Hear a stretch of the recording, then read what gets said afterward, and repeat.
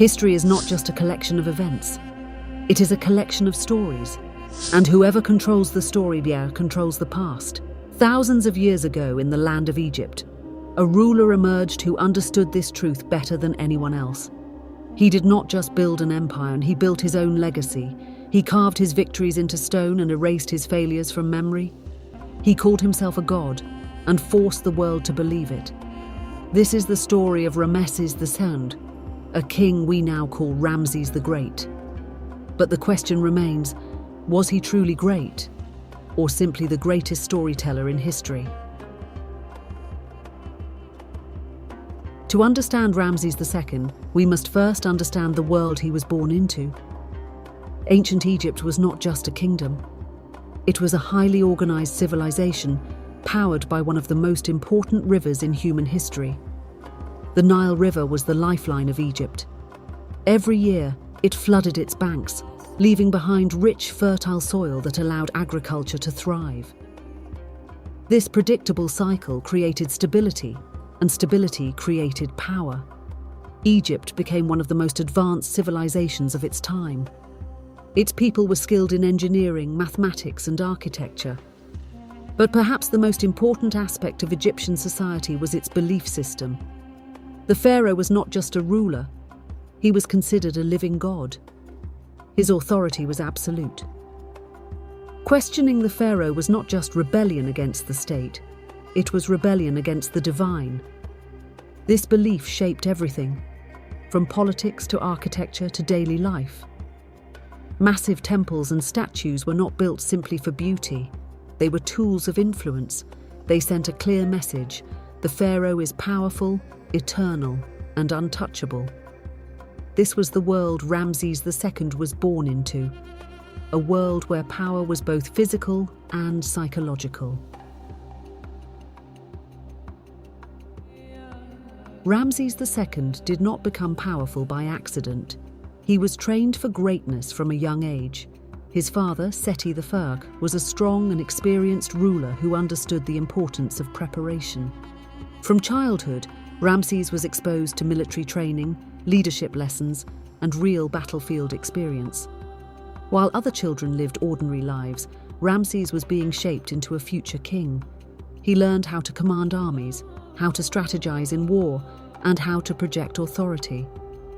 This was not just education, it was conditioning. By the time he reached adulthood, Ramses was not just ready to rule, he was ready to dominate. And when he eventually took the throne, he did not settle for maintaining the empire. He aimed to expand it and to make his name eternal. One of the most important moments in Ramses' life was the Battle of Kadesh. This battle was fought between Egypt and the Hittite Empire, one of its greatest rivals. Kadesh was a strategically vital city. Whoever controlled it controlled influence over the region. Ramses marched toward the city with a large army, confident that victory was within reach.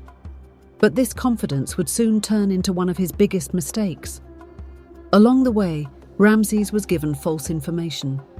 He was told that the enemy was weak and far away. Without verifying this intelligence, he made a critical decision. He divided his army into smaller groups.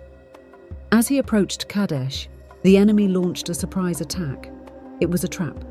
Ramses' forces were caught off guard and quickly began to collapse. Chaos spread across the battlefield. For a moment, it seemed as if Ramses had made a fatal mistake. But instead of fleeing, he stayed and fought. He rallied his remaining troops and launched a counterattack. The battle ended in a stalemate. Neither side achieved a decisive victory. But Ramses did something extraordinary. He rewrote the story. He presented the battle as a great Egyptian victory. He ordered his version of events to be carved into temple walls. In his version, he was a heroic leader who defeated the enemy almost single-handedly. This was not just a battle. It was the beginning of historical propaganda. Ramses II understood something most rulers did not. Power is not only about winning wars, it is about controlling perception. To reinforce his image, he launched massive construction projects across Egypt. His most famous achievement is the temples of Abu Simbel. These monumental structures were carved directly into rock and designed to demonstrate his dominance. The colossal statues at the entrance were meant to intimidate and inspire awe. But these temples were more than architectural wonders. They were statements. They declared that Ramses was not just a king. He was eternal. Every statue, every carving, every monument carried the same message. Ramses lives forever. Ramses II took his image to another level. He did not just rule as a king. He ruled as a god. In ancient Egypt, religion and politics were deeply connected, and Ramses used this to his advantage. By associating himself with divine power, he made his authority unquestionable. People did not just obey him out of fear, they obeyed him out of belief. Art and architecture became tools of control. Every image of Ramses was carefully crafted to portray strength, power, and divinity. He was not just present in temples. He was embedded in the consciousness of his people. This level of control is what made him one of the most powerful rulers in history. Despite his immense power, Ramses II also lived a complex personal life.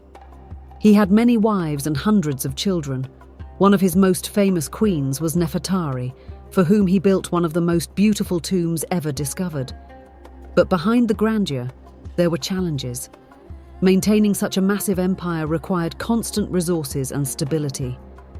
Over time, the strain began to show. Even the greatest empires are not immune to decline. Ramses II lived an extraordinary life, passing away at around 90 years old, a remarkable age for his time. His preserved mummy still exists today, allowing us to study one of history's greatest rulers. But his true legacy lies not in his life, but in how he shaped history. He understood that physical power fades, but stories last forever. And so, he ensured that his story would never be forgotten. Ramses II was more than a king. He was a strategist, a builder, and a master of perception. He proved that controlling history is sometimes more powerful than controlling land. Today we still speak his name, we study his achievements, we analyze his legacy. But the question remains, how much of what we know about him is truth, and how much is a story he wanted us to believe? And perhaps the greatest question of all, are we learning history, or are we still living inside his story?